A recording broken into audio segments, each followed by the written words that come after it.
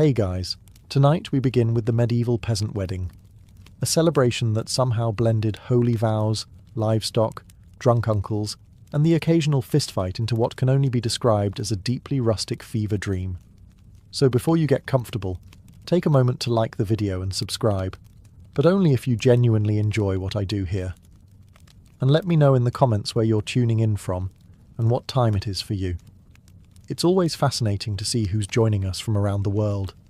Now, dim the lights, maybe turn on a fan for that soft background hum, and let's ease into tonight's journey together. There were no invitations, no gilded parchment, no wax seals, not even an angry raven dropping scrolls on rooftops. In the medieval village, weddings spread by one method only: gossip. It usually started with a whisper at the well. Did you hear? Thomas is marrying Beatrix. A day later, it reached the baker, who told the miller, who told the midwife, who told literally everyone she passed, whether they cared or not. By nightfall, even the sheep knew someone was getting married. The priest, notably, was always the last to find out. There was no such thing as being uninvited. If you were alive and within walking distance, you went. Not because you were particularly close to the couple, but because weddings meant food, and drink, and maybe a fistfight if things got festive. The bride and groom didn't draw up guest lists. They had no control over who came. You could end up with 10 people or half the county. That's just how it worked. More people meant more gifts, which in peasant economics translated to possibly getting an extra chicken or sack of turnips. Valuable stuff if you're living on gruel. Of course, you had to plan for guests showing up, but you also had to plan for guests not showing up. Some might be dead, some might be drunk, some might just forget. One guy was still harvesting barley and didn't notice the entire wedding happened without him. Because let's be clear, time was flexible. Noon could mean anywhere between breakfast and sunset. There were no watches, just the sun and people's vague ability to guess how far it had moved since they last looked up from milking a cow. The bride and groom weren't fussed about seating charts or name cards. You sat wherever your behind landed, log, stone or haystack. And if the pig had already claimed your seat, well, too bad. The pig stays. In the medieval peasant world, formal wear was more of a suggestion than a standard. Fashion in this context wasn't about trends or elegance. It was about not being naked and maybe brushing the straw out of your hair. The bride did her best. She wore her nicest dress, which, to be fair, probably wasn't white. White fabric was impractical, expensive, and a magnet for every farm animal within a 2-mile radius. Instead, she wore brown, or grey, or off-grey, which had once been white before 3 harvests, and a sheep-related incident happened to it. She might weave a crown from wildflowers if it was spring, or ribbon from something vaguely decorative, like an old curtain or someone's spare belt. She didn't expect to look like a queen.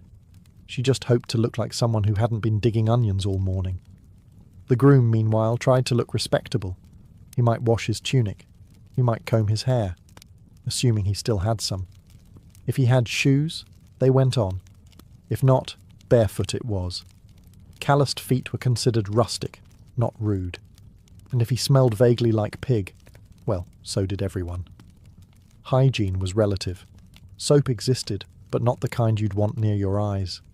Bathing was done seasonally, or when it rained. So most guests didn't arrive sparkling clean. They arrived recognisably human.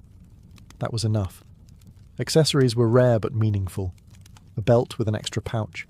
Stylish. A hat with feathers. Bold. A tooth still in place. Luxury. No one owned jewellery unless it was stolen or passed down from a great-grandmother who had once kissed a merchant. Children arrived smeared in mud, proudly displaying whatever insect or twig they'd found on the way. Old men wore the same wool cloak they wore every day.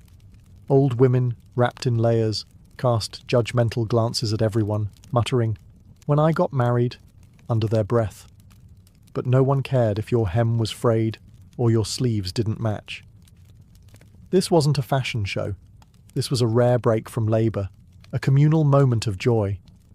And if you arrived with both your boots and your teeth, you were practically nobility.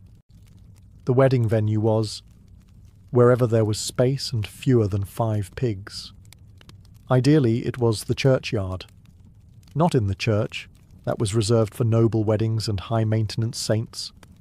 Peasants made do with what they had, which often meant exchanging vows next to a grave, under a tree, or beside a chicken coop that doubled as a bandstand. Grass was a luxury.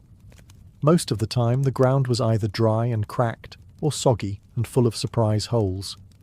If it had rained recently, and it usually had, the entire ceremony took place on a patch of churned-up mud, generously seasoned with manure.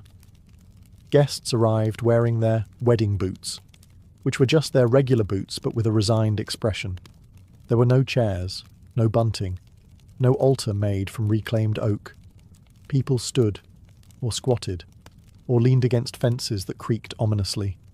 Sometimes someone brought a bench, and the elders claimed it immediately like royalty, without a throne. Everyone else just tried not to fall into a ditch. The decorations? Nature.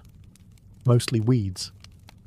If someone hung a few flowers or ribbons around a fence post, it was considered Martha Stewart-level ambition.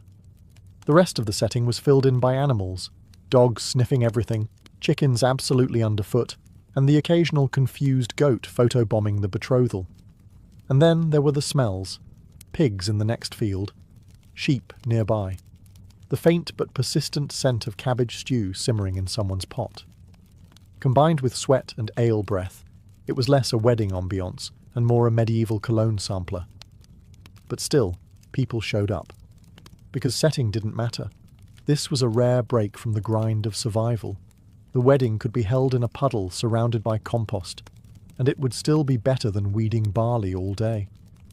By the time the bride and groom stood before the priest, most of the guests were already itchy, sunburned, or 3 cups of ale into the celebration. Which was fine, because the ceremony itself wasn't exactly a Shakespearean affair. It was short. It was awkward.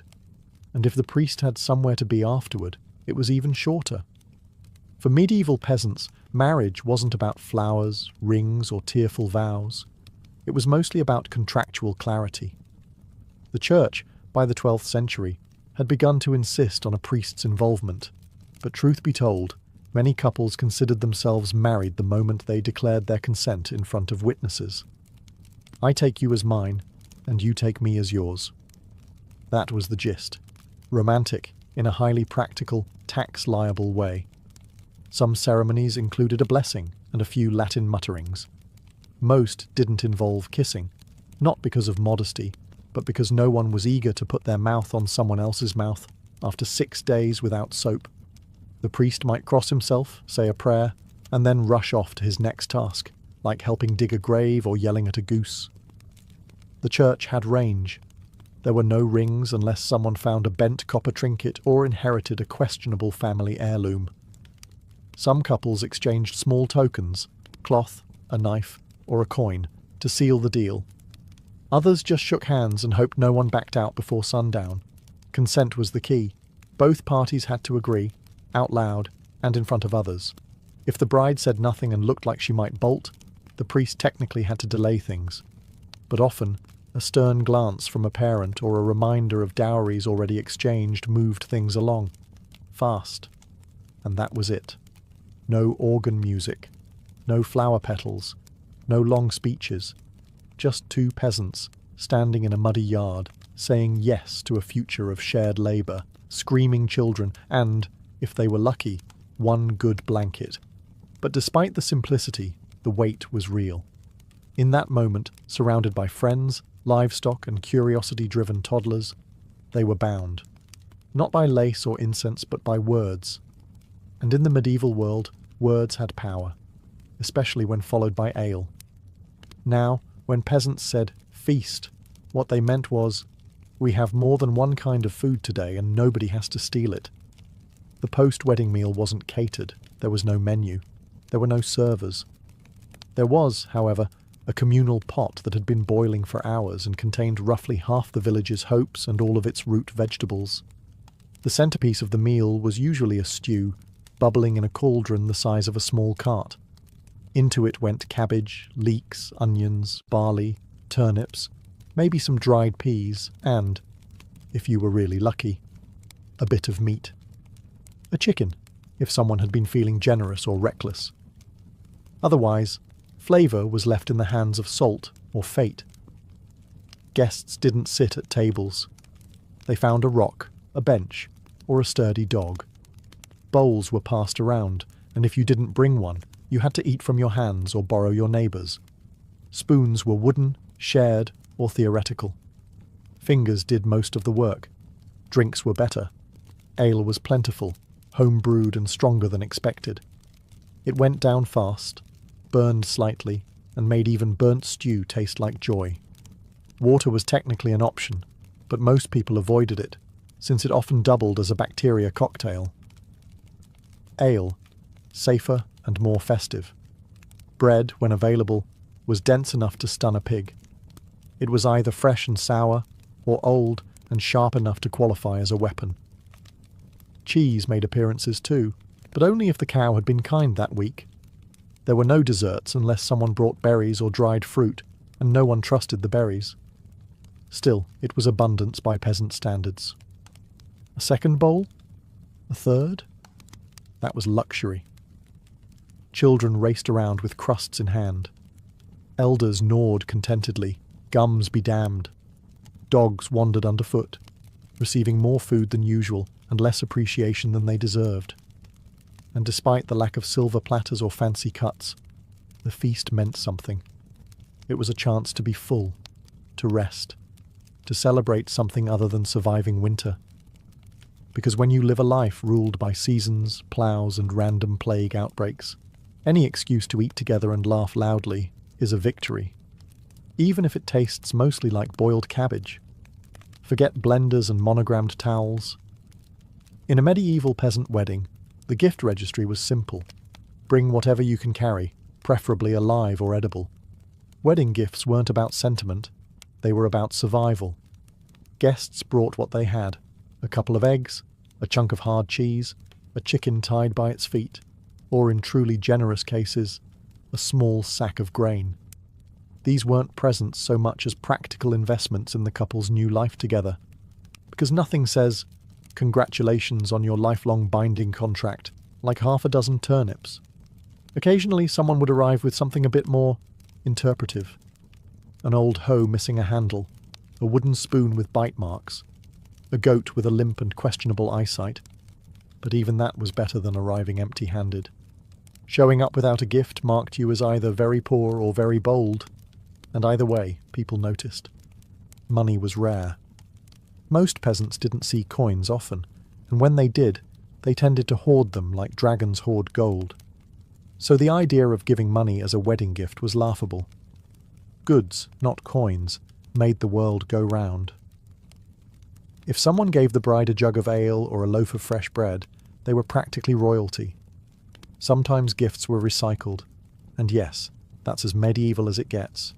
A goose given at your wedding might reappear at your cousin's wedding a year later, slightly older and angrier. There were whispers of one clay jug making the rounds for over a decade. No one remembered where it came from. No one dared keep it. But the gifts weren't just for the couple. They also played a role in community optics. Giving something useful proved you were invested in the household's success. It signaled goodwill, participation, and maybe a hope that when it was your turn to marry, someone would return the favour with a particularly plump chicken. And despite the randomness and re-gifting, there was warmth in it. These weren't luxurious things, but they were what people could spare. In a world where most had little, giving anything at all was an act of generosity, even if it squawked the whole way there. Every medieval village had its own cast of characters, and they all showed up at weddings, uninvited and impossible to miss. Think of it as a social reunion mixed with reality TV, minus the cameras and with more goats. First, there was the village loudmouth, usually an older woman who knew everyone's business and had no filter. She'd start with, "Bless the happy couple," and finish with, "Though we all remember what happened last harvest behind the bakehouse." She wasn't trying to stir the pot. She was the pot.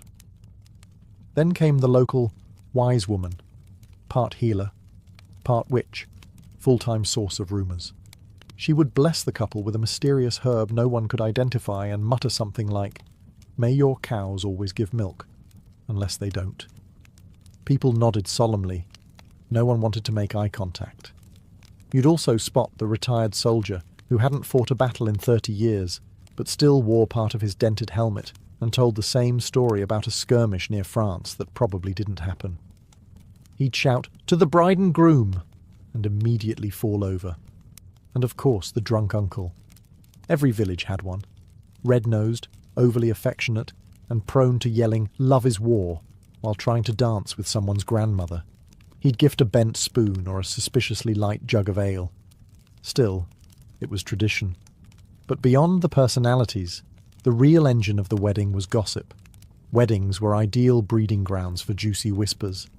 Who showed up late? Who looked too cosy with the shepherd? Who brought a gift that looked suspiciously like the one they got last year? Nothing escaped notice. If the bride's dress had a stain, someone had an entire theory.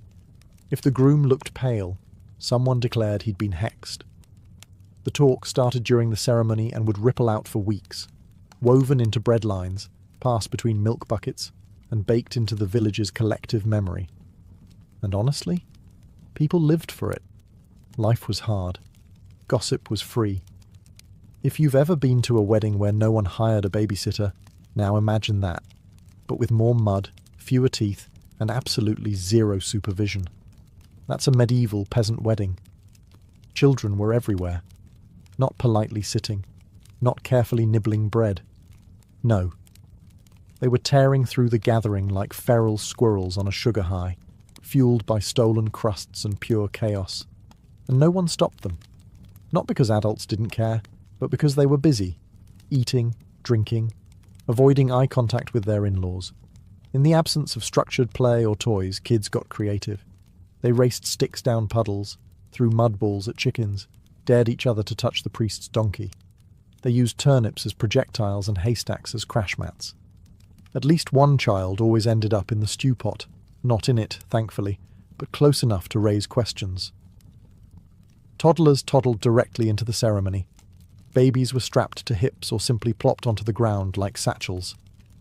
A child would cry every 5 minutes, either because they tripped, were bitten by another child, or had their only snack stolen by a passing dog. No one panicked. This was normal. The bride and groom often ignored the madness. Occasionally, the bride would grab a toddler by the collar mid-vow and hand them off to someone with, "Here, yours now." The child, unfazed, would simply scurry off like a tiny medieval gremlin. Sometimes there was a group of older kids, self-declared supervisors, who lorded over the little ones with all the compassion of tiny landlords. "No, you can't sit there." "Yes, we're allowed to take your bread." Lord of the Flies meets dirt and bad hygiene. In truth, weddings were some of the only times children were allowed, even encouraged, to be completely wild. It was understood. Let them burn off steam, while the adults did the same. If they didn't come back covered in scratches, bruises, and someone else's breadcrumbs, were they even at a wedding? By the end of the day, most children were passed out in hay piles, sticky and exhausted. A few had acquired minor injuries, but no one was surprised either. In the grand tradition of medieval peasant weddings, music was less organised performance and more whatever sound someone could coax out of an object. If you were lucky, a local with a fiddle showed up. If you were very lucky, he knew more than one tune. The most common musician was that one guy. Every village had one, who claimed he could play something. A flute, a pipe, a badly tuned lute with 3 strings and 1 dream. Sometimes the instrument was improvised. A pot lid and a stick, 2 jugs, or just enthusiastic whistling through missing teeth. If no one brought an instrument, well, congratulations. You now had a choir of ale-soaked uncles belting the one wedding song they all kind of remembered. The lyrics were vague, slightly inappropriate, and repeated until someone passed out or forgot the words, whichever came first. Drums, when present, were anything that made noise when hit. Buckets, barrels. One time, a well-fed goose in a sack. Rhythmic stomping was also a favourite, particularly useful since it doubled as dancing and scared away rats. The repertoire? Narrow. Most songs fell into one of three categories. Love songs, where someone definitely dies at the end. Drinking songs, where everyone dies at the end. Historical ballads, where everyone dies and loses their sheep. No one really cared about skill. Volume mattered more than melody. If you were loud and enthusiastic, you were a musician. If you had rhythm, you were a professional. If you could clap in time and not fall over, you were a legend. Children often joined in, adding high-pitched screeches to the mix. Dogs barked along. Occasionally, a rooster would try to solo. It was chaos, and yet, somehow, it worked. The soundscape was clumsy, off-key, occasionally alarming. But it filled the air with joy, or at least with noise, and that was enough. For peasants who rarely heard music beyond a church bell or the sound of rain on a leaking roof, this was magic. Brief, messy magic. Once the music started, and by music we mean rhythmic banging and someone whistling off-key, it was only a matter of time before the dancing began. And by dancing, we don't mean elegant waltzes or courtly steps. We mean stomping, flailing, and vaguely coordinated hopping, performed with the unhinged energy of people who had spent the last 6 months bent over in a barley field. There were no formal dances in peasant villages, no rehearsed routines. What you had was instinctual celebration, deeply chaotic, but undeniably sincere. People formed circles, lines, or something between the two, and just moved. There might be clapping, slapping, shouting, and stomping, often at the same time, and rarely in rhythm. Feet pounded the earth with enough force to startle birds and churn up mud. Arms were thrown around shoulders. Backs were slapped, sometimes accidentally. The elderly clapped along from the sidelines, cheering on anyone who managed to stay upright longer than 3 songs. Some villagers attempted fancier steps, usually the ones who had visited larger towns or heard tales from a travelling dancer who once passed through 5 years ago. These brave souls would try a spin or a leap, only to land awkwardly and pretend they meant to sit down anyway. Shoes were optional. By the second dance, most people had either kicked them off, lost them, or discovered they were slowing them down. Bare feet slapping muddy earth became the percussion section. Occasionally, someone would fall. Everyone would cheer. Falling was part of the ritual. The bride and groom were expected to participate, of course. The crowd would chant, shout encouragement, and sometimes physically shove them into the middle of the circle. They danced while blushing, laughing, or silently begging for someone else to steal the spotlight. Children joined in too, inventing their own moves, which mostly involved spinning until they fell over. One particularly bold child often started a conga line. No one knew where they learned it. They just did. And while no one would call it graceful, the dancing was honest. It was joyful. It was peasants saying, "We're alive, we're fed, we're together, let's move." If music was optional and dancing was improvised, ale was absolutely mandatory. No medieval peasant wedding was complete without it, and not just a pint or two. We're talking jugs, barrels, buckets, and anything else that could hold a fermented liquid without leaking too fast. Water was considered suspicious, mostly because it tended to contain unpleasant things like frogs, filth, or dysentery. Ale, on the other hand, had been boiled during brewing, which made it safer and far more entertaining.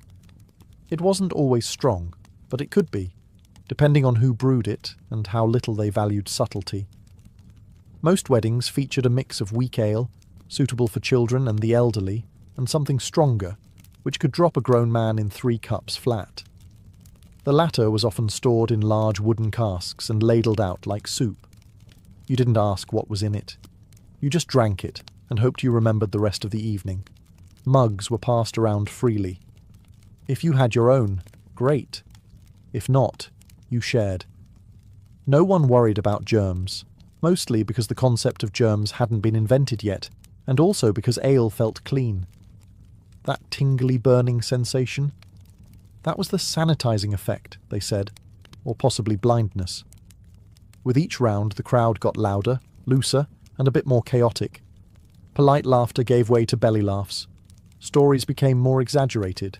People started complimenting the bride's smile or the groom's oddly shaped knees. Someone always started a drinking song, which turned into a shouting contest, which then turned into a nap under the table. There was always one person who shouldn't have had that last cup. The kind who began by singing and ended by vomiting behind a haystack. And yet no one judged. That was just part of the ritual. In a world of hard labour, harsh winters, and looming mortality, ale was more than just a beverage. It was social glue.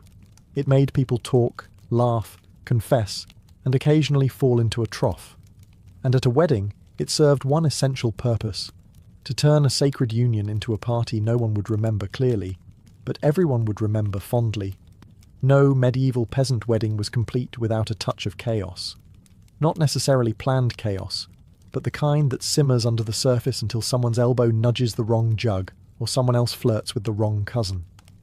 Let's start with the flirtations. Weddings were matchmaking gold mines. You had music, drink, food, technically, and a field full of eligible peasants who had spent the past several months covered in mud and despair. A wedding offered the rare chance to see someone without soot on their face. It was basically medieval speed dating. Glances were exchanged. Flowers were awkwardly offered. A few brave souls attempted poetry, which usually involved rhyming hay with May, and quickly losing their nerve. The dance floor was prime flirting territory, though most moves involved tripping into someone and pretending it was romantic. Of course, not all flirtations were welcome, and that's where the fights began. The most common triggers: someone danced too closely with someone else's intended. Someone spilled ale on a borrowed tunic. Someone insulted someone's goat. Again. The fights were rarely serious, mostly shoving, slurred shouting, and the occasional wrestling match in the mud that no one actually tried to break up. By the time it ended, both parties were usually too tired or too drunk to remember what they were arguing about. They'd shake hands, share a mug, and move on. Then there were the accidents. Weddings, plus livestock, plus ale, equals unpredictable results. Chickens were frequently stepped on. Children fell into barrels. Someone always tripped into the stew pot. Once, a goat got tangled in the bride's veil and dragged her 10 feet before anyone noticed. She was fine. The goat was applauded, but no one was surprised. Accidents were part of the fun. They gave the villagers stories to tell for years to come. Remember Thomas's wedding? When old Magda sat on the beehive? Instant legend. And while nobles had pristine banquets and rehearsed toasts, peasants had spilled ale, accidental kisses, and mild head injuries, and somehow that felt more genuine. At some point in every medieval peasant wedding, right after the fourth drinking song but before the goat stole the bread, someone would look around and ask the question, "Hey, where'd the bride and groom go?" Cue the knowing smirks, the raised eyebrows, the older aunties nudging each other and muttering things like, "Well, they didn't waste time." Because everyone knew exactly where the newlyweds were, or at least what they were doing. Consummation wasn't just tradition. It was legally important. In medieval Christian Europe, a marriage wasn't considered fully valid until it was, let's say, made official in the eyes of the Lord, and a sagging straw mattress. Technically, some weddings even had witnesses. A disturbing mix of custom and nosiness, though by the later Middle Ages, most villages wisely abandoned that part. The newlyweds usually slipped away to a barn, or a back room, or a hayloft someone had swept for the occasion. Privacy was relative. There were no locks, and curtains were a luxury. But the important thing was symbolic disappearance. The community understood. Let them vanish. Let them bond. Meanwhile, back at the feast, the party carried on. The absence of the couple didn't stop the dancing, or the ale, or the off-key singing. If anything, it gave people something to gossip about. How long do you think they'll be gone? Betty trips over his own boots. She looked like she knew what she was doing. Well, his mother said he's clumsy. When the couple eventually reappeared, flushed, rumpled, vaguely victorious, no one said anything out loud, but everyone looked. The groom got handshakes. The bride got proud nods and unsolicited advice from women who'd been married since the great turnip shortage of 1314. Some couples didn't return at all. They fell asleep in the hay or decided that right now was a good time to start that domestic bliss early. No one blamed them. After months of labour and years of waiting, they'd earned their brief escape from noise, mud, and neighbours who couldn't stop commenting. And while there were no honeymoons, that stolen hour of privacy was the closest thing they'd ever get. The morning after a medieval peasant wedding was less romantic sunrise and more hangover with livestock. Gone were the music, laughter, and frantic goat chasing. In their place, aching feet, empty jugs, and the slow communal realization that someone had definitely slept in a cabbage patch. Guests emerged from wherever they'd collapsed. Haystacks, under carts, inside sheds, or simply curled up next to the communal fire like large, snoring cats. Hair was matted. Tunics were muddy. One man was wearing someone else's cloak and didn't seem particularly eager to give it back. The feast table, if you could call it that, was now a war zone. Half-eaten loaves, spilled ale, an overturned stew pot, and the unmistakable presence of a chicken that had clearly been there all night. Someone found a single shoe in a tree. Someone else had acquired a dog. Children were already up, of course. Wide awake and sticky, dragging sticks and singing fragments of the wedding song with lyrics they'd invented. One toddler walked past proudly holding a goose egg, and no one knew where he got it. Or if the goose was okay, the bride and groom, likely still hiding. They'd resurface eventually, tousled, exhausted, and probably with straw in their hair, ready to begin a new life of shared chores, livestock maintenance, and mild existential dread. But on this morning, they were allowed to remain mythical figures. Those with stronger stomachs helped clean. Bread crusts were salvaged, mugs stacked, barrels rolled. Others simply sat on logs, holding their heads and muttering prayers for silence, strong tea, or time travel. The priest walked by with a suspiciously smug look. He hadn't partied. He remembered everything. And worse, he was ready to talk about it. Yet, despite the mess, no one complained. There was a quiet satisfaction in the aftermath. The wedding had happened. The couple was married. The village had come together, danced, eaten, bled a little, and survived. That was enough. When you picture a medieval wedding, it's tempting to imagine elegance, flower garlands, flowing gowns, sweet music wafting through the trees. And that might have happened somewhere. But for peasants, the real legacy of a wedding was much simpler. It was mud, laughter, bruised knees, boiled cabbage, and community. These weddings weren't about prestige. They weren't spectacles meant to impress. There were no photographers, no planners, no mood boards. What there was, and what mattered, was presence. The whole village came out, not just to witness the vows, but to participate in something rare: joy. Because medieval life for peasants wasn't just hard, it was relentless. Hunger, disease, taxes, bad weather, and the occasional armed noble crashing through your barley field.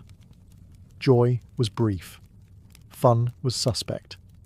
But weddings were the exception, a communal pause in the chaos.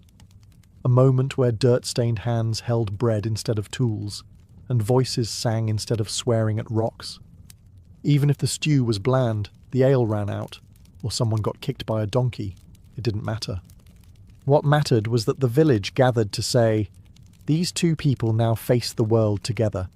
Let's all shout and spill things in their honour." And so the legacy of the peasant wedding wasn't captured in stained glass or chronicled in illuminated manuscripts. It lived on in stories told over bread fires, in the song hummed during the next harvest, in the smile between a couple sharing stew months later, now with calloused hands and shared debt.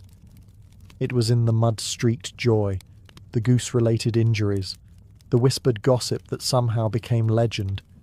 It was real, it was messy, and it belonged to the people. And if the world ended tomorrow, as it occasionally tried to do in the Middle Ages, the villagers would at least have this memory. A day when life felt lighter, when no one worked, and when two people said yes to each other while chickens clucked disapprovingly nearby. Before the wine was poured or the lyre was plucked, there were rules. Lots of them. Despite the chaos and laughter later in the night, the Greek symposium was not some mindless frat party. It was ritualized, exclusive, and, strangely, sacred. You didn't just show up and start drinking. No, that would have been barbaric. First, you had to be invited. The host, known as the symposiarch, carefully curated the guest list. This was an all-male affair, freeborn men only. Slaves? They served. Women? Only courtesans or hetairai were allowed inside. Wives stayed home. The evening began with a meal, the deipnon, where everyone would eat reclining on couches, heads propped up on cushions like relaxed philosophers. This wasn't the symposium proper. This was the warm-up. No alcohol yet. That came after. Because once the food was cleared and the floor swept, the real event began. The wine was mixed with water in a large crater. To drink wine unmixed, as the Scythians did, was considered uncivilized. The symposiarch decided the ratio. Weak? You're here for conversation. Strong? You're here for chaos. It was a fine line. Too sober, and things stayed stiff. Too drunk, and Plato's dialogues turned into a Dionysian disaster. Now here's where it gets interesting. Every symposium had a purpose, usually philosophical, political, or poetic. But underlying all that was a sense of sacred leisure, what the Greeks called schola. This wasn't wasted time. It was where ideas were born, where young aristocrats sharpened their minds, played verbal games, composed impromptu poetry, and maybe, just maybe, fell in love. Before the debates started, libations were poured to Dionysus, the god of wine and divine madness. There was singing, sometimes by hired musicians, sometimes by the guests themselves. A flute girl might play. A courtesan might challenge a guest to a riddle. But everything was structured. The wine passed clockwise. Each round came with a toast. Drinking too fast was frowned upon. Getting sloppy was shameful. The ideal guest? Witty, graceful, and just drunk enough to tell the truth beautifully. In the end, the symposium was a performance, a place where men proved their intellect as much as their tolerance for wine. It was a dance between reason and indulgence, and if you broke the rules, you weren't just embarrassing yourself, you were insulting the very spirit of the gathering. The physical setting of a symposium was no accident. It was a stage for both mind and body to perform. The event typically took place in a specially designed room in the Greek household called the andron, reserved solely for men. It was a square space lined with couches, or clenae, each wide enough for a man to recline on his side while propped up on one elbow. The centre was left open, perfect for servants to pour wine, dancers to perform, or for the occasional impromptu game involving tossing wine lees at a target. Yes, they had drinking games too. Light came from flickering oil lamps, and the air was thick with the scent of burning incense, roasted meats, and the occasional perfume worn by courtesans. It was intimate, sensual, and designed to lower inhibitions without erasing the intellect. The couches were arranged in a circle, encouraging eye contact, verbal sparring, and shared laughter. This wasn't just architecture, it was psychology. Everyone had equal status here. No one sat at the head of a table. No one was above another. This spatial equality fostered philosophical democracy, an egalitarian moment in a deeply hierarchical world. The mood could shift dramatically depending on the host and the mix of guests. Some symposia were political strategy sessions disguised as drinking parties. Others devolved into singing contests and naked dancing. And some, like the one described in Plato's Symposium, were lofty, abstract, and almost religious in tone. But they all began in the same place, with a shared space, a shared drink, and a shared sense that something important was about to happen. Even the decor mattered. Walls were often adorned with mythological paintings, Hercules feasting with the gods, Dionysus leading his drunken revellers, satyrs chasing nymphs. These were not just pretty images, they were reminders of the thin veil between civilization and ecstatic chaos. They whispered, "This is play, but it's sacred play." And let's not forget the wine itself. Served in decorated cups, kailikes, these often had erotic or comic scenes painted at the bottom, slowly revealed as the drinker emptied his cup. The moment of draining your drink came with a laugh, a blush, or a clever comment, depending on who was watching. At the heart of many symposia was a dynamic that still baffles and fascinates modern minds, the paiderastia relationship between an older man, the Erastes, and a younger male beloved, the Eromenos. This wasn't just tolerated, it was idealized. The older man was the teacher, the lover, the sponsor of intellect and refinement. The younger man, usually a teenage boy of aristocratic birth, was the student and the object of admiration. And the symposium was their theatre. This bond wasn't purely carnal, at least not in theory.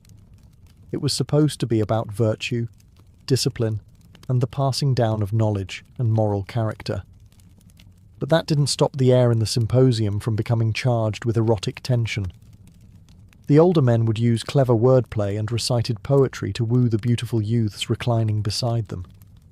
Compliments were expected. Groping was frowned upon. The key was restraint. It proved control, dignity, and the seriousness of one's intent. The beloved, meanwhile, was expected to resist, at least publicly. His virtue lay in how well he could deflect advances with grace and wit. A boy who gave in too easily lost social value. A boy who refused everyone forever risked seeming cold or arrogant. The ideal Eromenos kept everyone guessing. He blushed, he deflected, he teased, and above all, he listened. He was expected to absorb not just affection, but wisdom. Now, not every guest engaged in these dynamics. Married men were supposed to behave. But let's be honest, many didn't. Courtesans and heterae were allowed to offer physical pleasure, but the boys were meant to offer something higher. Inspiration. They were the muses of the male elite. Their youth reminded older men of fleeting beauty, of time's cruel advance, of why philosophy mattered in the first place. Plato famously used a symposium to explore the nature of love itself, eros as a ladder, beginning with physical attraction and rising toward divine contemplation. But that lofty climb began, quite literally, on a couch beside a beautiful boy. The intimacy of the setting made it possible to speak of the soul without embarrassment, to admit longing without shame. Wine was not just a beverage at the symposium, it was the fuel, the compass, and the test. But the Greeks didn't drink the way we do today. To them, consuming wine unmixed with water was considered the mark of a savage. The ideal Greek drinker diluted his wine with at least 3 parts water. Why? Because wine was not meant to overwhelm, it was meant to loosen the tongue without dulling the mind. The central crater, a large mixing vessel, sat in the middle of the room like an altar. The symposiarch, often elected for the evening, decided the wine-to-water ratio. He wielded great power. A strong mix meant a wild night. A weak one signalled a night of poetry and discourse. It was a delicate balance. Too sober, and the evening dragged. Too drunk, and you might vomit on your neighbour's sandals and earn eternal shame. Each guest was given a cup, often beautifully painted, and the wine was ladled out in rounds. It flowed clockwise, with each man taking a sip before passing it on. But it wasn't just about drinking. It was about rhythm. Each round came with a toast, a song, a witty remark. Wine invited vulnerability, creativity, and occasionally madness. The Greeks believed Dionysus, god of wine, could inspire both divine insight and complete insanity, depending on how much you poured. And pour they did, but not without purpose. There was an art to pacing oneself. A truly respectable guest could drink several rounds, trade clever jabs, recite Homer, and still sit upright. Losing control? That was for barbarians. In fact, the symposium was partly a training ground, to show that a real man could enjoy pleasure and still govern himself. Self-control, even in intoxication, was a virtue. That said, not all guests adhered to the ideal. The drunk who danced naked, knocked over the lyre player, or mistook the serving boy for a satyr became the subject of ridicule for years. Stories of symposium disasters were passed around like cautionary tales. But on the flip side, the slightly tipsy philosopher who spoke beautifully on the nature of justice or love might be remembered for eternity.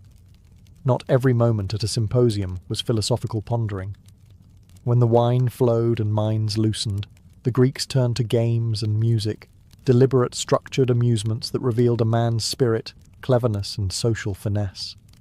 A symposium wasn't just a place for intellectual showmanship, it was a playground for performance.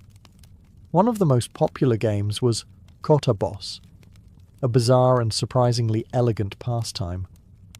Guests would flick the dregs of their wine at a target, often a saucer balanced on a stand or floating in a bowl of water, trying to knock it over with a well-aimed splash. Success wasn't just about skill, it was symbolic. Men often called out the name of a lover while launching their wine, a cheeky blend of flirtation and athleticism. Hit the mark? The gods approved your passion? Miss? Well, maybe you weren't worthy of her, or him. Music was ever present. A hired flute girl, olatrice, might play haunting tunes to accompany a toast or dance between courses. Sometimes she danced herself, swirling in rhythm with the rising heat of the evening. But the guests didn't just listen. They performed. Reciting Homer, improvising erotic poetry, or singing drinking songs was not optional. It was expected. A man who couldn't carry a tune or deliver a clever verse was silently judged, even pitied. But the real performance was verbal. Witty banter, sympathetic conversation, was an art form. Verbal duels tested memory, wordplay, philosophical knowledge, and charm. Men would pose riddles, challenge each other to poetic improvisation, or tell biting jokes. It wasn't about cruelty, it was about finesse. The best conversationalist was quick, thoughtful, and slightly provocative. And then there were the riddles, sometimes philosophical, sometimes obscene. A well-timed riddle could silence a room or send it into raucous laughter. The most admired guests could deliver a dirty pun and a theory of justice in the same breath. And if the room was right, if the wine was balanced and the company sharp, the entire event took on a magical atmosphere, half performance, half revelation. The goal of it all wasn't just to impress, it was to connect, to build bonds, to let personality, intellect, and desire intertwine. In this playful chaos, reputations were made, or destroyed. Because in the Greek symposium, you weren't just judged by what you thought, but by how cleverly you could say it while half drunk and draped in a tunic. While Greek wives stayed behind closed doors, barred from the intellectual and sensual world of the symposium, another kind of woman moved freely through the flickering lamplight. Hetairai. These high-class courtesans were not mere entertainers or sex workers. They were educated, witty, and trained in music, conversation, and seduction. They weren't just present at the symposium, they were vital to it. A hetaira could recite poetry, sing alongside the lyre, debate philosophical ideas, and outflirt even the cleverest aristocrat. Unlike most Greek women, she was not confined to the household. She could own property, attend parties, and even accumulate wealth. Some became legendary, like Aspasia, the famed partner of Pericles, who was rumoured to have taught rhetoric to Athens' greatest minds. But make no mistake, their position was complex. They walked a thin line between celebrated and scorned. Revered for their intellect and charm, They were also objects of lust and satire. Still, in the wine-soaked world of the symposium, the hetaira was often the only woman who could speak freely and be heard.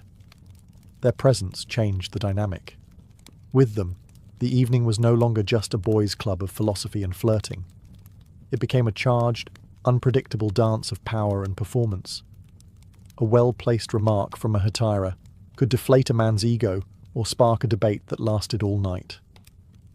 They were conversational warriors, trained to challenge, tease, and occasionally humiliate.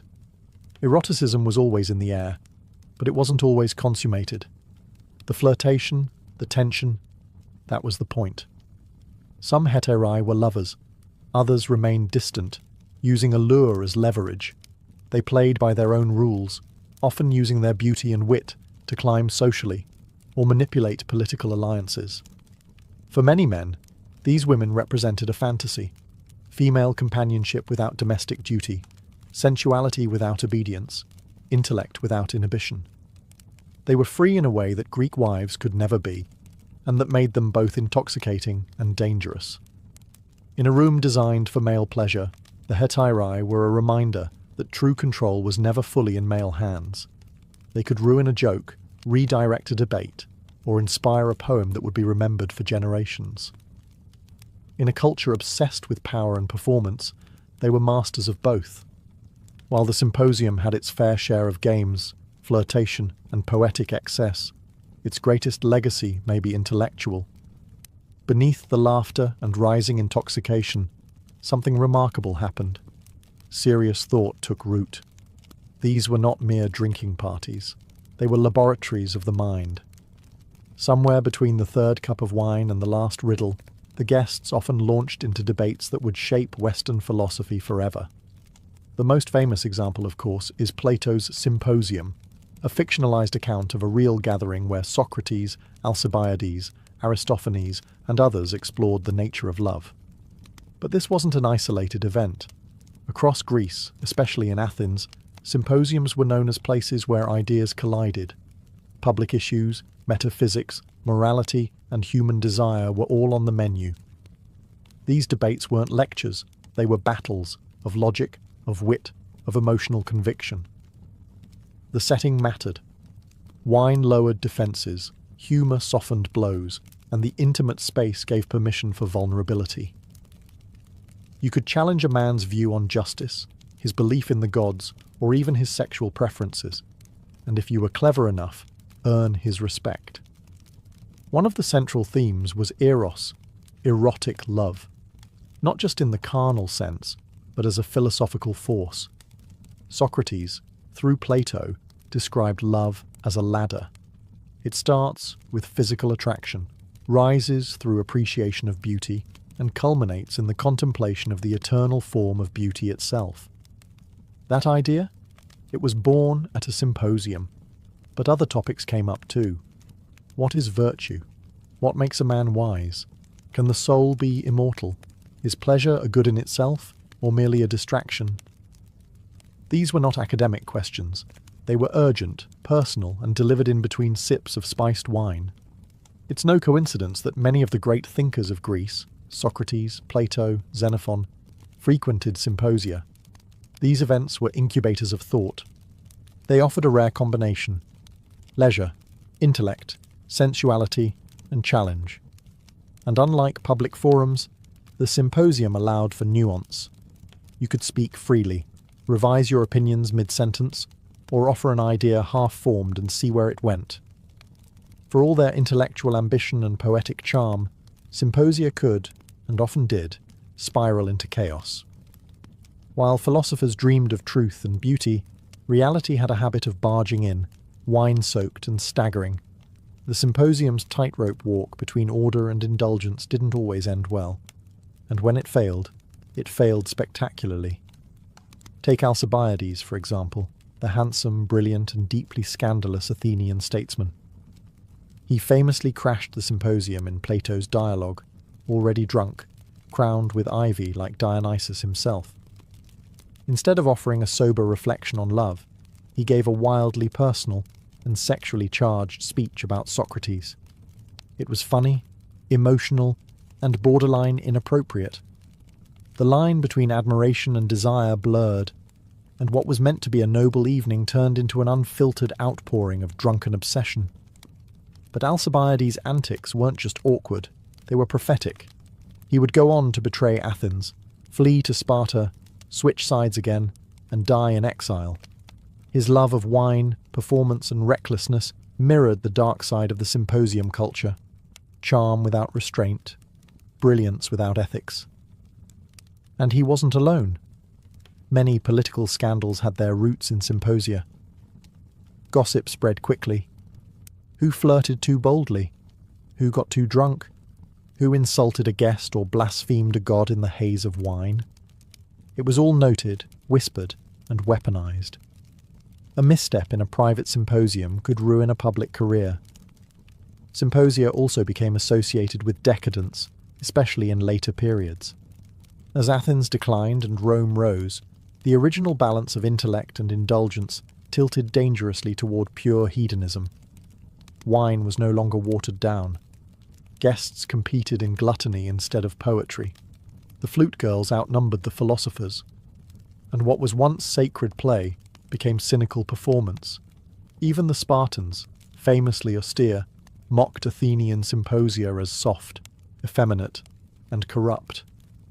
To them, the very idea of reclining on couches, debating love while sipping diluted wine, seemed like a recipe for moral decay. And in some ways, it was. Yet the Greeks were aware of the risks. That's why moderation was so prized. A man who could keep his dignity while drunk, charm without seducing, and argue without humiliating was the true hero of the symposium. Long after the last crater was emptied and the last lyre note faded, the Greek symposium left behind something far more enduring than a hangover. A legacy of intellectual culture that still shapes how we think, talk, and connect today.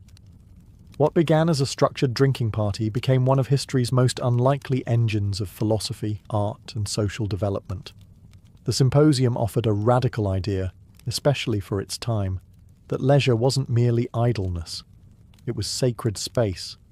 Schola, the Greek word for leisure, is the root of our word school. That's no accident. The symposium turned leisure into a crucible for learning. It proved that wisdom didn't have to come from temples or classrooms alone. It could emerge amid wine, laughter, flirtation, and flame-lit debate. Plato's Symposium is the most famous relic of this world, and its impact is hard to overstate.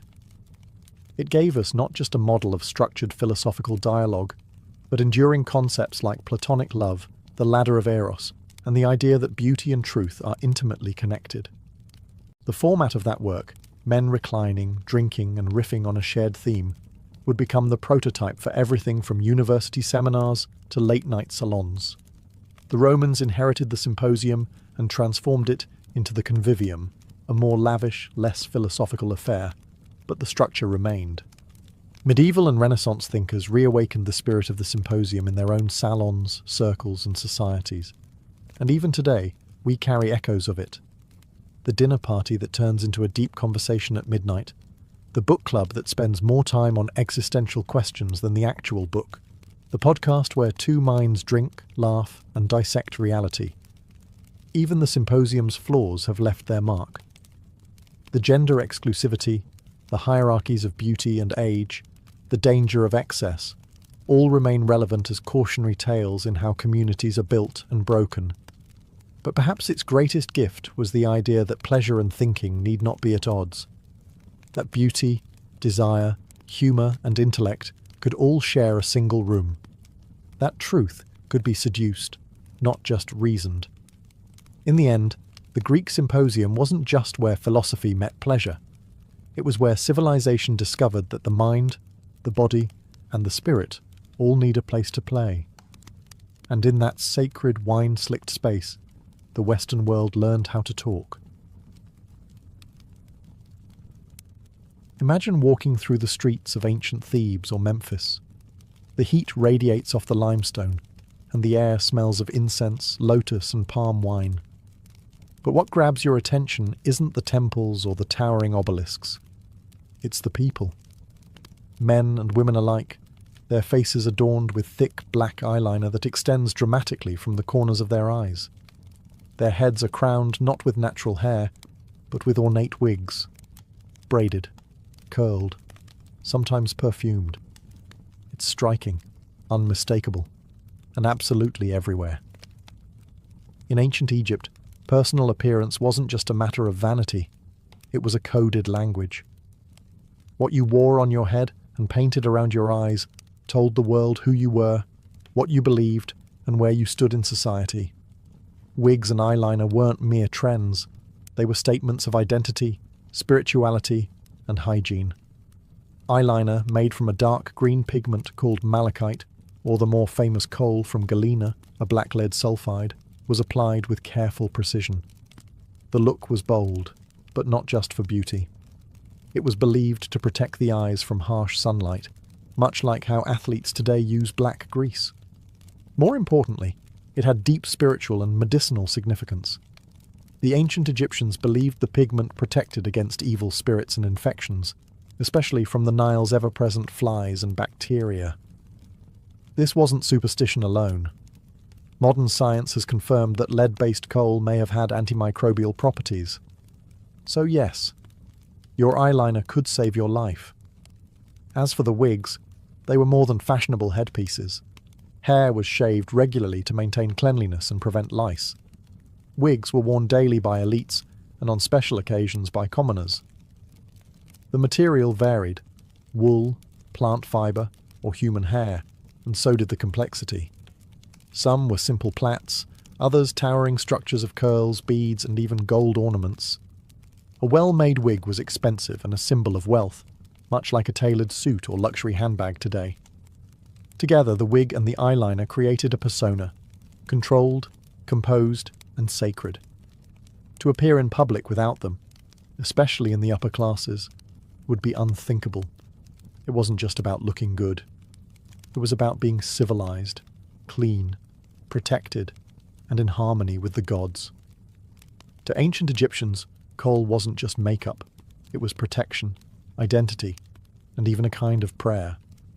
Both men and women, rich and poor, lined their eyes with bold strokes of black, stretching the pigment out toward the temples in elegant, sweeping arcs. And they didn't do it because it looked cool, though it absolutely did. They did it because the eyes were sacred. The ancient word for eye makeup was mesdeme, and applying it was an almost ritual act. The most common formula was made from galena, a dark grey mineral ground into fine powder and mixed with oils or animal fat. Applied with a stick, it formed that iconic black eyeliner that defined Egyptian faces for centuries. But there was more to it than aesthetics. Galena was thought to repel illness and misfortune. It wasn't just paint, it was magic. Why the obsession with the eyes? Because in Egyptian mythology, the eye had power. The eye of Horus, one of the most enduring symbols of protection and royal authority, represented healing and wholeness. To line one's eyes with kohl was to invoke this protective symbol, to spiritually and physically shield oneself from harm, and protection was no small matter in the ancient world.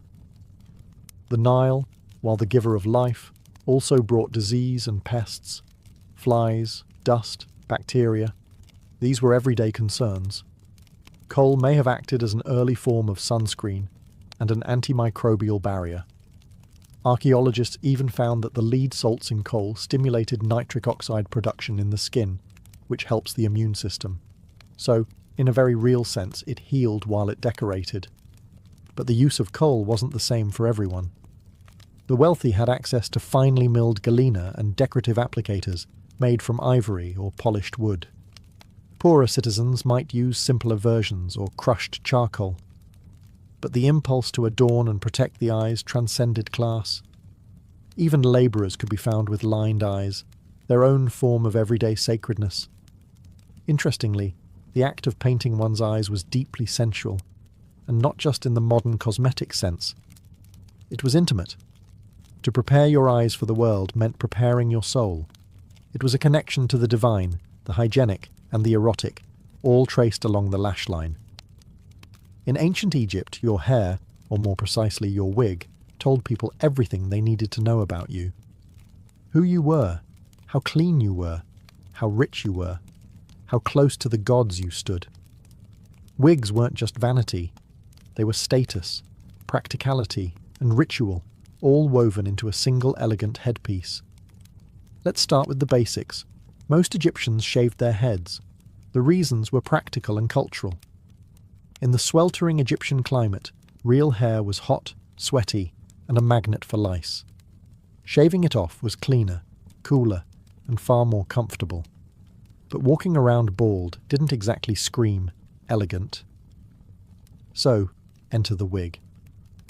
Wigs were usually worn by the elite, pharaohs, priests, and wealthy nobles, but even middle-class citizens had simpler versions. They were made from a variety of materials depending on your social standing. The richest Egyptians commissioned wigs made from human hair, sometimes mixed with plant fibres or sheep's wool to add volume and structure. These wigs could be styled with elaborate curls, tight braids, or layered plaits, often set with beeswax and perfumed cones of scented fat that slowly melted into the scalp as the day wore on. In a word, luxurious. The shapes and styles were also statements. A short, geometric bob might indicate a formal occasion, while long cascading locks with golden beads screamed royal power. High-ranking priests often wore specific styles associated with their temple duties, and children, even royal ones, were sometimes depicted with the famous side lock of youth, often shaved clean, except for one ornate braid. But wigs were more than just aesthetic armour. They were deeply symbolic. To cover one's head was to signify control, purity, and divine alignment. Priests shaved completely before entering temples, but would don wigs when performing outside rituals, highlighting the difference between spiritual sanctity and public presentation. Over time, wigs became heirlooms, passed down or buried with their owners. A fine wig might be placed carefully in a tomb, its strands still holding their form after thousands of years. Some mummies have even been found with wigs still in place, delicate braids and tight curls resting above a silent face, ready for the afterlife. If wigs were the crown, perfume cones were the halo. No look in ancient Egypt was complete without fragrance, literally worn on your head. These odd-looking blobs we see in Egyptian art, perched atop elaborately braided wigs. They weren't just artistic flourishes. They were perfume cones, solid mixtures of oils, fat and scent, meant to slowly melt and bathe the wearer in divine aroma. The cones were made from a base of animal fat or beeswax infused with myrrh, frankincense, lotus, or cinnamon. As the day went on and the desert sun beat down, the cones would soften, slowly releasing their scent. This wasn't just for personal pleasure, it was a statement. I am clean. I am sacred. I smell like the gods. Scent in Egypt wasn't a luxury, it was a moral good. Cleanliness was next to godliness, quite literally. The gods were believed to be fragrant, and temples burned incense daily to invite them in. To walk through a city smelling like lotus or frankincense wasn't just attractive, it was spiritually resonant. A perfumed person was a civilized person, a person in harmony with Ma'at, the Egyptian principle of cosmic balance and order. Perfume cones weren't just for special occasions either. While elite Egyptians wore them to banquets and ceremonies, the daily act of anointing the body with oils and fragrant balms was common practice among all classes. Labourers, after a day's work in the sun, would wash and oil themselves. It was part of being human, and part of being worthy. Wigs often had their own scent too. Some were stored with perfumed leaves or herbs braided directly into the strands. Others were refreshed with oils rubbed gently into the fibres. A wealthy Egyptian's hair didn't just look good, it smelled divine. And that smell signalled everything: status, piety, and erotic appeal. Interestingly, this attention to fragrance also had practical benefits. The melting cones acted as a moisturiser in Egypt's arid climate, protecting hair and scalp. They may have even repelled insects. Once again, beauty and function went hand in hand.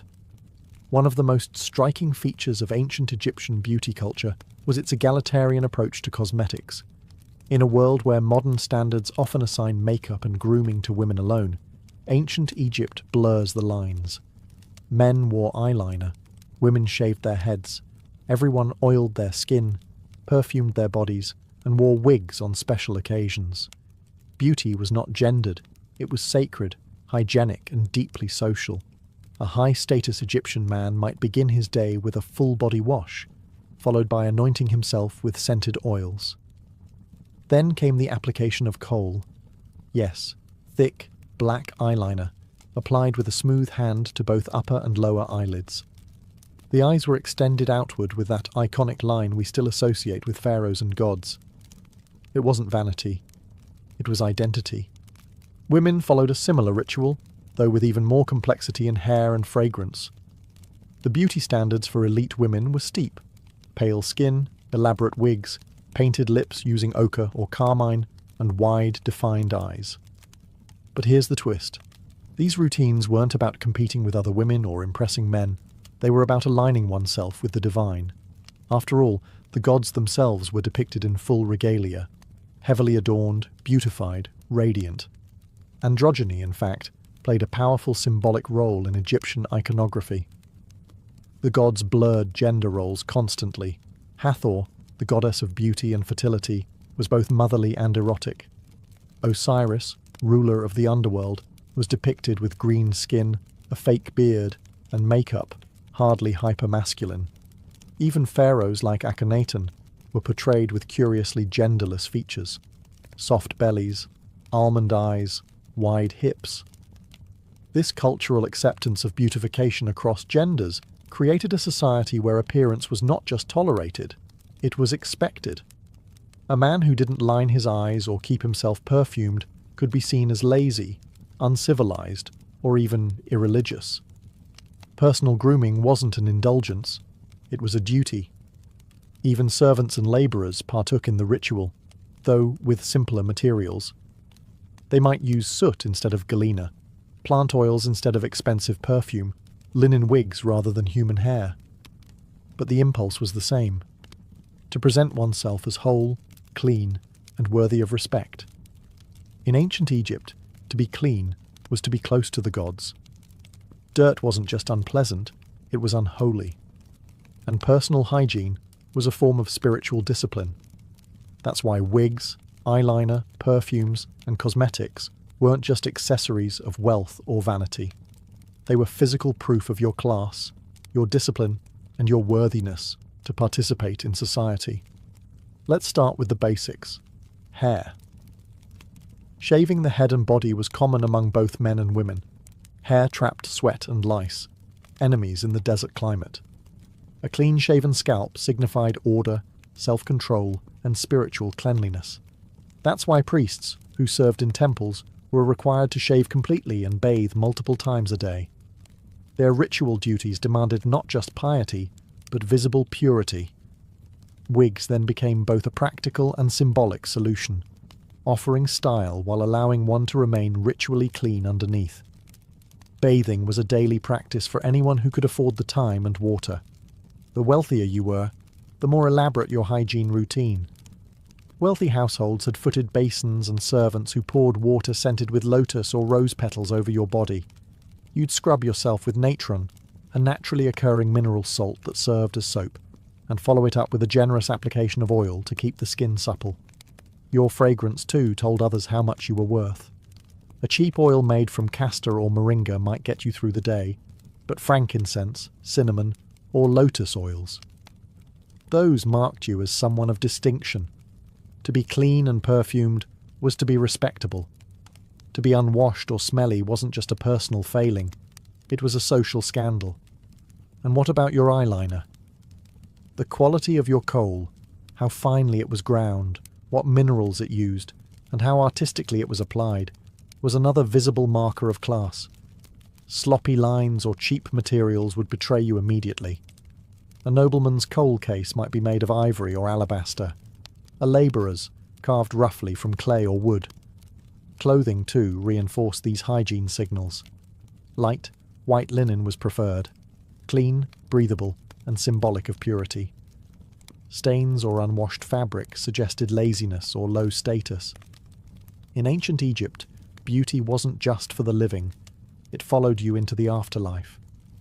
The same kohl, wigs, and perfumes that signalled cleanliness, class, and devotion in daily life were carefully included in tombs to accompany the dead. Death, to the Egyptians, was not the end. It was a transition, and you were expected to look your best when meeting the gods. Tomb paintings and grave goods reveal just how deeply beauty rituals were tied to funerary practices. Elite mummies were buried with jars of cosmetics, coal pots, wig boxes, mirrors, scented oils, and even combs and razors. In some cases, the deceased was depicted on the coffin itself, with elaborately painted eyes and perfectly styled hair, often wearing a ceremonial wig adorned with gold or lapis. The message was clear.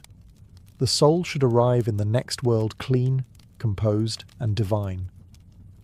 Priests who prepared the body performed rituals that included cosmetic application. They painted the eyes with black lines, re-anointed the skin with oils, and sometimes even fitted the deceased with a wig before wrapping the body in linen. The intention was twofold: preserve the body and elevate the spirit. Beauty here wasn't just ceremonial, it was transformational. The opening of the mouth ceremony, one of the most vital rites for the dead, symbolically restored the senses, sight, smell, speech, to the departed soul.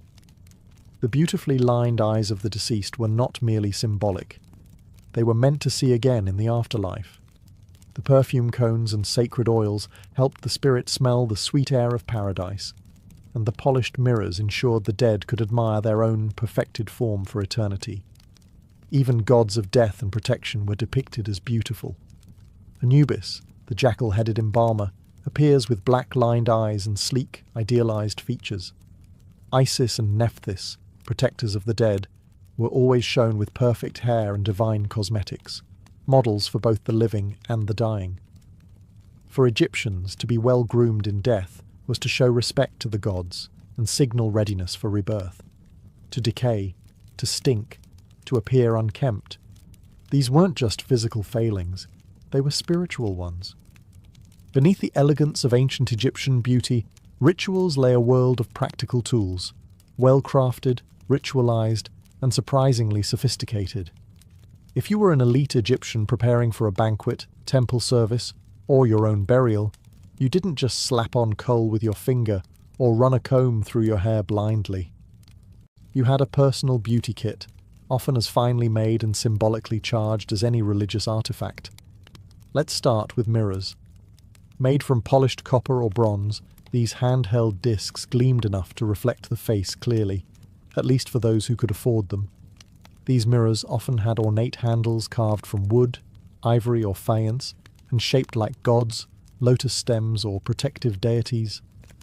Gazing into one was not just about vanity, it was a reminder of order, symmetry, and divine harmony. Kohl applicators were another essential.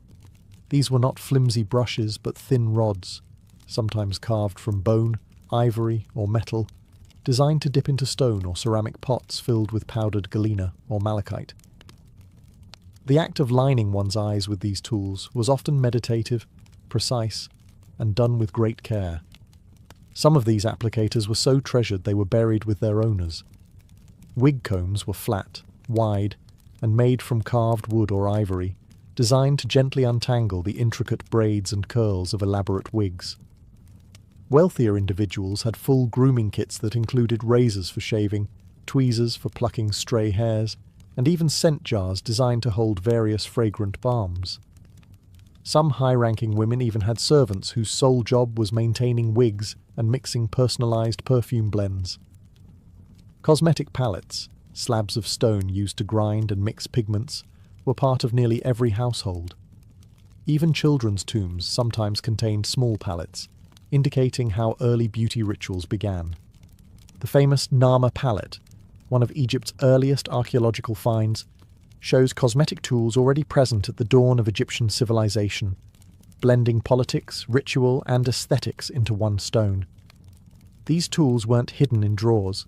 They were proudly displayed, often decorated with animal motifs or inscribed with protective spells.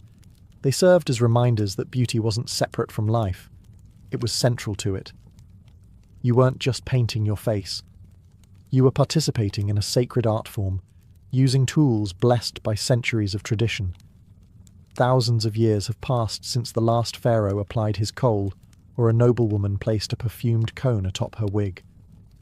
Yet the visual language of ancient Egyptian beauty continues to ripple through history, echoing in everything from high fashion to modern makeup tutorials. What began as sacred ritual and social necessity along the banks of the Nile now lives on in catwalks, cosmetics, and cultural imagination. Start with eyeliner, the bold extended line from the corner of the eye, that unmistakable cat eye, straight out of Egypt. Cleopatra didn't invent the look, but she certainly perfected it.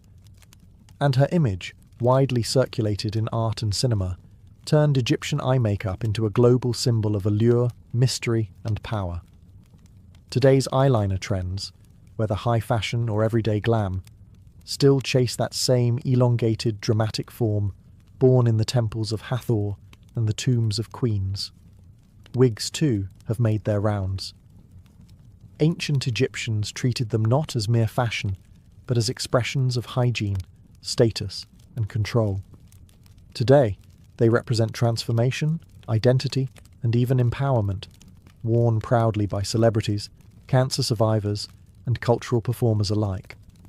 In many ways, the modern wig still carries the same message. I choose how I present myself to the world, and let's not forget skincare. The Egyptians were early masters of moisturizing, exfoliating, and perfuming the body. They used oils, salts, and clays not just for function, but as expressions of spirituality and discipline. Today's multi-step skincare routines, their DNA can be traced straight back to the anointing jars of Thebes. Even in pop culture, ancient Egyptian beauty refuses to die. Films, music videos, fashion shows, and cosmetics branding continually mine the visual power of Nefertiti's cheekbones or Tutankhamun's dramatic mask. These weren't just royalty, they were icons. Their beauty standards, once grounded in sacred belief, have become shorthand for elegance and mystery.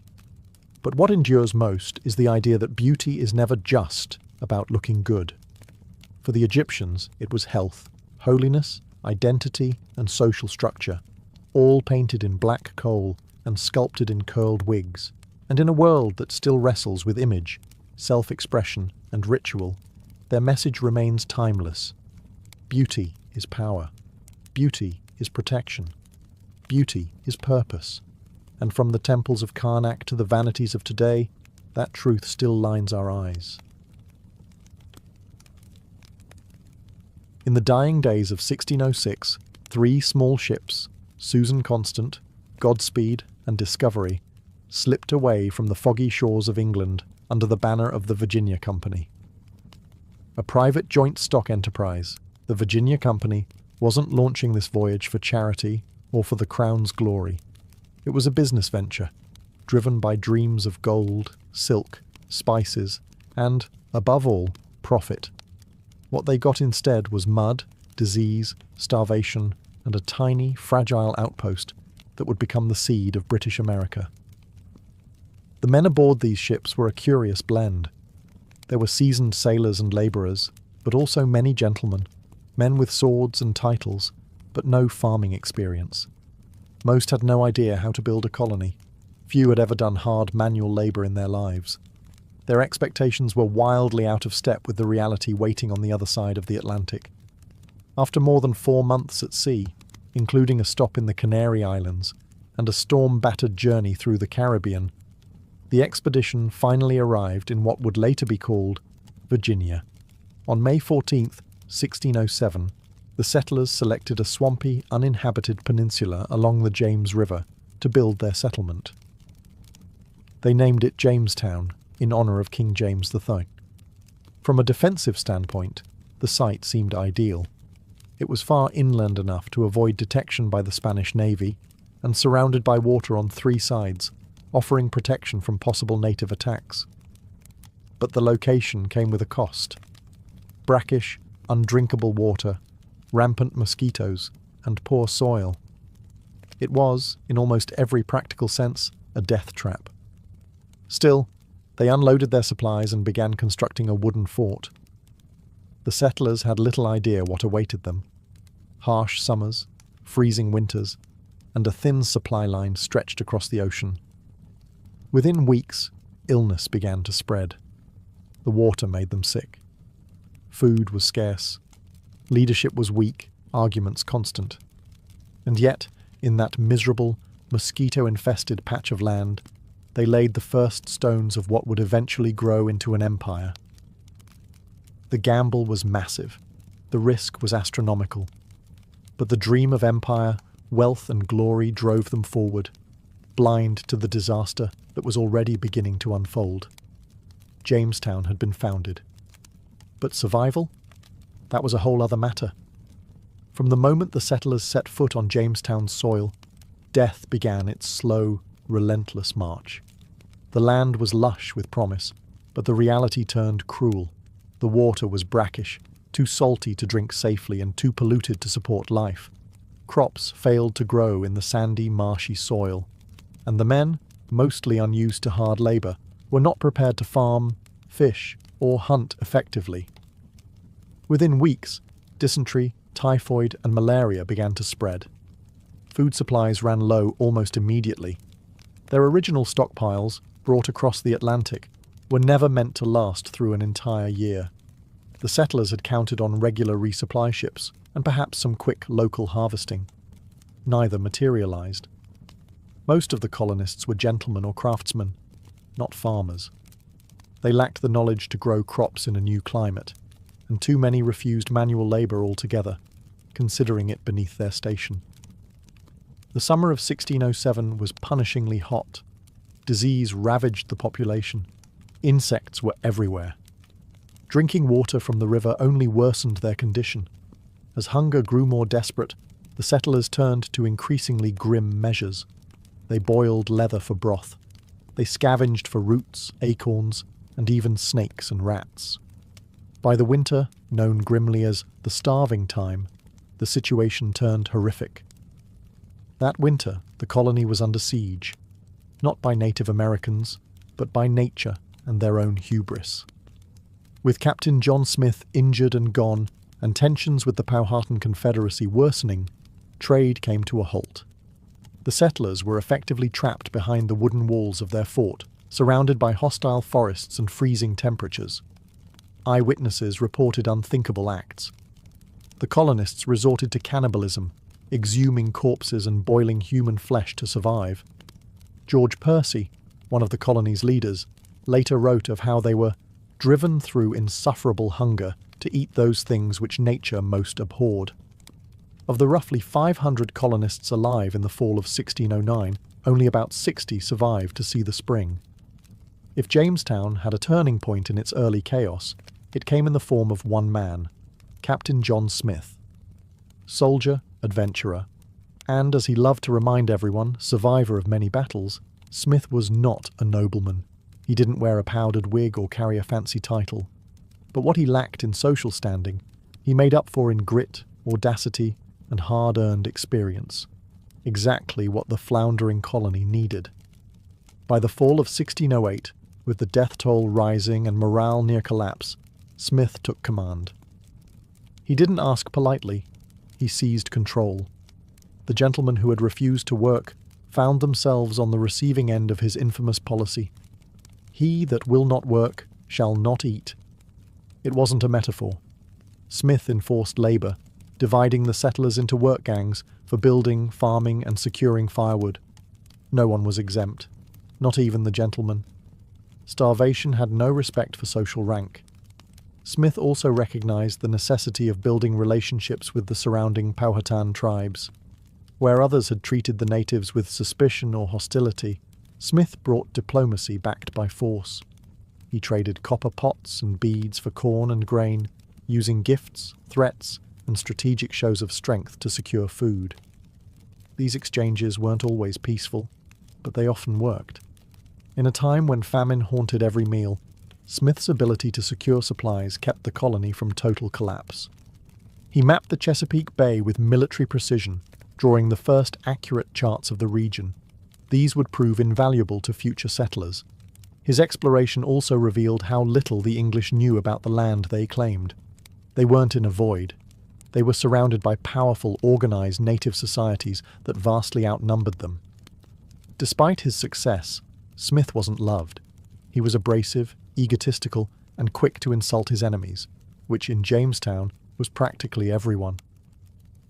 In 1609, a gunpowder explosion left him badly injured. Whether it was sabotage or an accident remains unclear, but the result was final. Smith was sent back to England. Without his leadership, Jamestown fell once more into disarray, but the foundation he laid, discipline, diplomacy, and survival, left its mark. Captain John Smith didn't build a utopia. He built a chance, and in the wilderness of Virginia, that was more than most could manage. Long before the English ever set sail, the land they arrived on was already governed.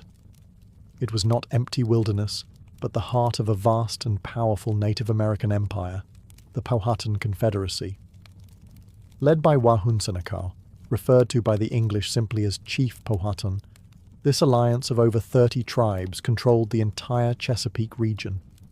They had established villages, cultivated fields, trade networks, and a complex political system. The English were not pioneers. They were intruders. At first, Chief Powhatan saw an opportunity. The newcomers brought metal tools, beads, mirrors, and weapons, items the Powhatans valued. A limited relationship might prove useful, especially if the English remained small and dependent. Early on, food and trade were exchanged. Diplomacy, strained though it was, held, but it was always precarious. In this tense atmosphere, one figure emerged as a symbol of attempted peace: Pocahontas. As Chief Powhatan's daughter, likely around 10 or 11 years old at the time, she was not a princess in the European sense, but she was politically important. According to John Smith, she famously saved his life from execution in 1607, though modern scholars debate whether the story was exaggerated, misinterpreted, or invented altogether. Regardless, Pocahontas became a recurring figure in English accounts, often acting as a messenger or intermediary between the two cultures. But the truce couldn't last. As Jamestown grew, so did English demands for food, land, and dominance. The settlers raided villages when trade faltered. Powhatan warriors retaliated. Trust eroded quickly. The English viewed the land as something to possess, the Powhatan as something to live within. This difference in worldview made peaceful coexistence almost impossible. By 1609, the relationship broke down entirely. The Powhatan Confederacy began a campaign of siege warfare, cutting Jamestown off from food and water during the brutal, starving time. Any settlers found outside the fort were ambushed and killed. Inside, colonists starved or died of disease. It was a power struggle, and Powhatan was sending a message. This land was not up for grabs. The English, weakened but defiant, refused to abandon the colony. They believed God and empire were on their side. The Powhatan believed they were defending their home. The battle for Virginia wasn't just about land. It was about survival, sovereignty, and the refusal to bow. Few names from early American history are as romanticized or misunderstood as Pocahontas. For centuries, her story has been twisted into legend, a native princess saving a white Englishman, bridging two cultures with a single act of love. The truth is far more complex and far more tragic. Pocahontas, whose real name was Matoaka, was the daughter of Chief Powhatan, and likely no more than 11 or 12 when the English first arrived. Her interactions with the colonists began early, largely through her connection to John Smith. Whether or not she saved Smith's life, as he later claimed, she did become a symbol of communication between the Powhatan and Jamestown. She brought messages, helped arrange food exchanges, and occasionally appeared at the settlement, though not as some exotic curiosity, but as a political figure in her own right. As tensions grew and diplomacy collapsed, Pocahontas disappeared from the English record for several years. Then, in 1613, everything changed. During one of the many skirmishes between the colonists and native tribes, Pocahontas was captured by the English and held as a bargaining chip. Her captors demanded her father return English prisoners and stolen weapons. Chief Powhatan stalled. Pocahontas remained in captivity. During her imprisonment, Pocahontas converted to Christianity and was baptized as Rebecca. Some say she did so willingly. Others argue it was a coerced conversion. Either way, the transformation made her an ideal tool for colonial propaganda. She married John Rolfe, a tobacco planter, in 1614. Their union temporarily helped secure peace between the English and the Powhatan in what came to be known as the Peace of Pocahontas. But this was no fairy tale. Pocahontas never returned to live among her people. In 1616, she was taken to England as a living advertisement for the success of the Jamestown experiment. She was paraded before nobles and King James himself, dressed in English gowns, speaking their language, her identity overwritten by colonial ambition. In 1617, while preparing to return to Virginia, Pocahontas died suddenly, likely of illness. She was around 21. Her death ended any illusion that harmony between the English and Powhatan could be sustained. Pocahontas lived between two worlds, never fully belonging to either. To the English, she was a symbol of conquest and assimilation. To her people, perhaps, a tragic reminder of what was being lost. By 1610, Jamestown had survived starvation, disease, leadership collapses and warfare, but barely. The colony still lacked what the Virginia Company wanted most: profit. There was no gold, no silk, and no spices. Investors back in London were growing restless. Colonization was expensive, and Jamestown was starting to look like a costly failure. What the settlers needed was a cash crop, something the English market would crave. And they found it in a leafy, bitter plant: tobacco. Enter John Rolfe. A young widower and ambitious planter, Rolfe brought with him a strain of tobacco seeds from the Caribbean, specifically Nicotiana tabacum. Unlike the harsher native variety used by the Powhatan, this imported tobacco was smoother, milder, and far more addictive. English consumers couldn't get enough of it. By 1612, Rolfe had successfully cultivated his first crop. Within just a few years, tobacco transformed Jamestown from a starving outpost into a booming economic enterprise. The plant thrived in the warm, humid Virginia climate. Tobacco fields began to sprawl outward from the fortified town, turning once hostile land into agricultural gold. The English had found their reason to stay. But tobacco came with a price. The crop drained soil nutrients quickly, requiring ever more land to maintain yields. That meant encroaching on native territory, further inflaming tensions with the Powhatan. The push for profits clashed directly with indigenous survival. Labour was another issue. Tobacco was incredibly labour-intensive. At first, the English relied on indentured servants, poor Europeans who worked for several years in exchange for passage to the New World. But even this wasn't enough. Within a few decades, Jamestown would begin importing enslaved Africans to meet the demand, laying the groundwork for a brutal system of slavery that would shape American history for centuries. Still, tobacco gave the colony life. Exports soared. New settlers arrived. Land grants expanded.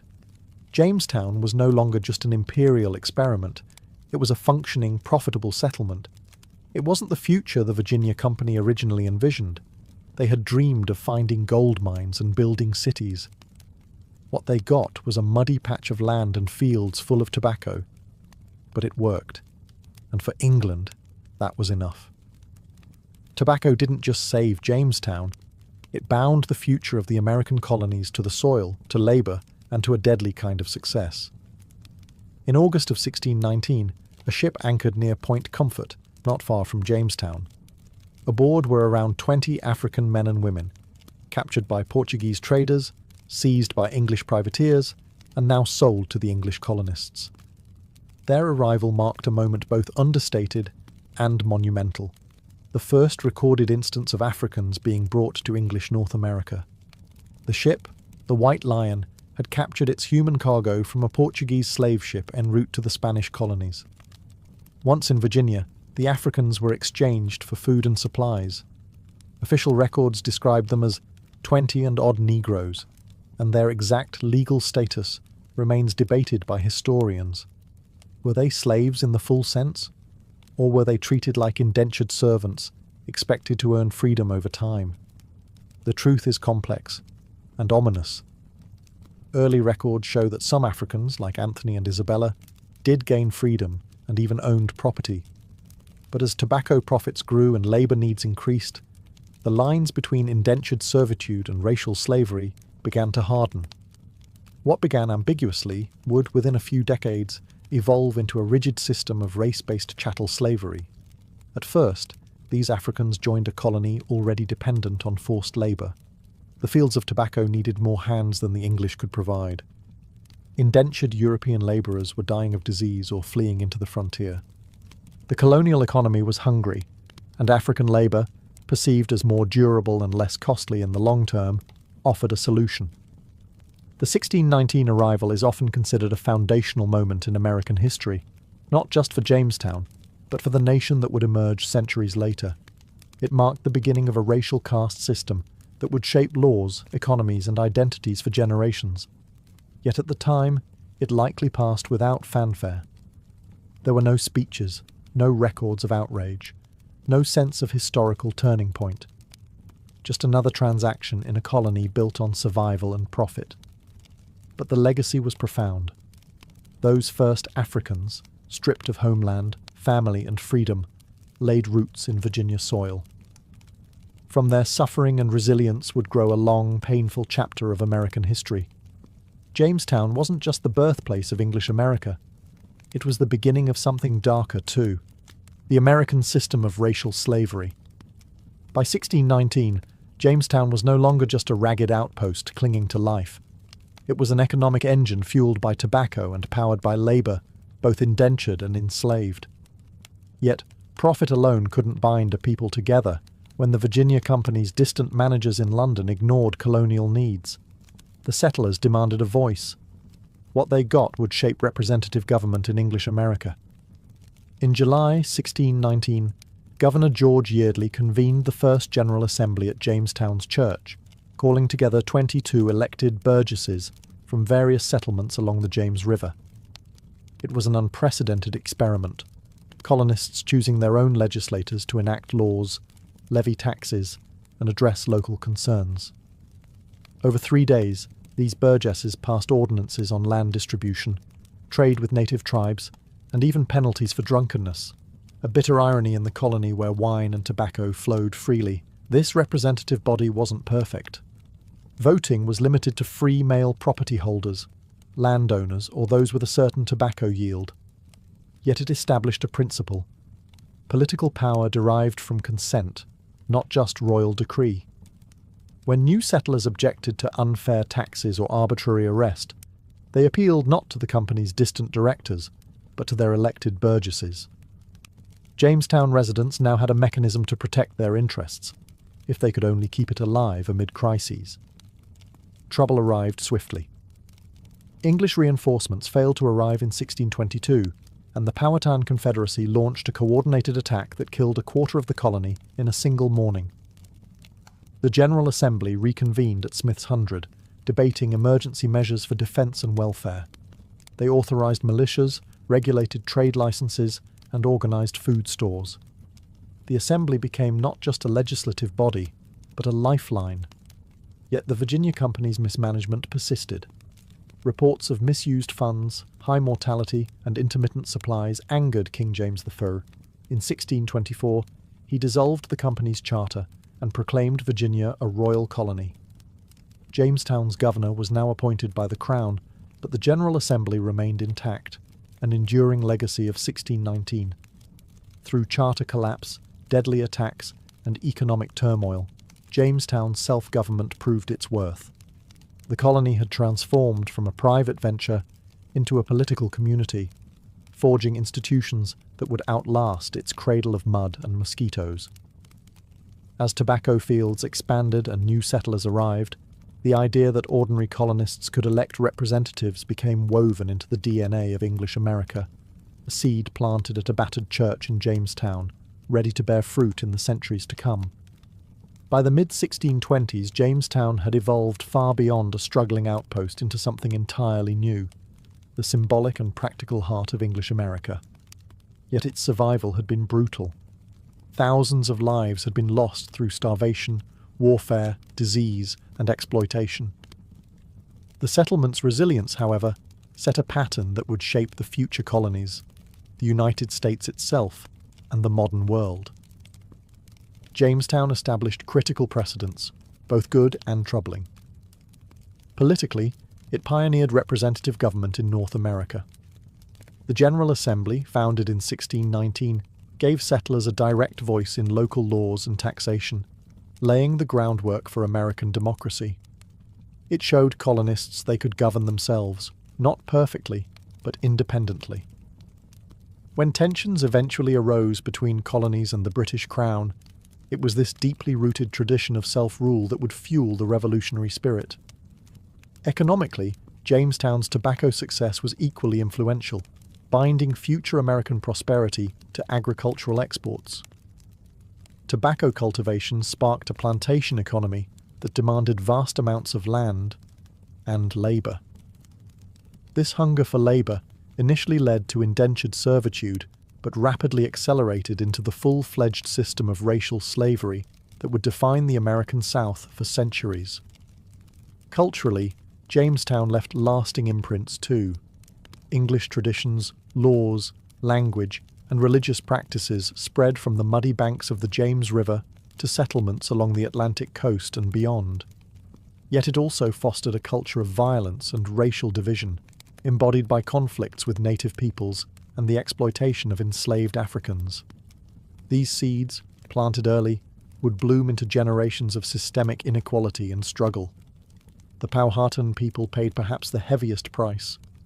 Within decades, disease and conflict decimated their population, destroying an entire way of life. Jamestown's success, built on tobacco and self-government, was intertwined with this devastating loss, a contradiction at the core of American history. Today, Jamestown is remembered not as a simple triumph, but as a story of survival, courage, greed, oppression, and innovation. Its legacy lives in the democratic institutions born from its muddy streets, in the cultural exchange that reshaped global history, and in the deep wounds that still mark the nation's soul.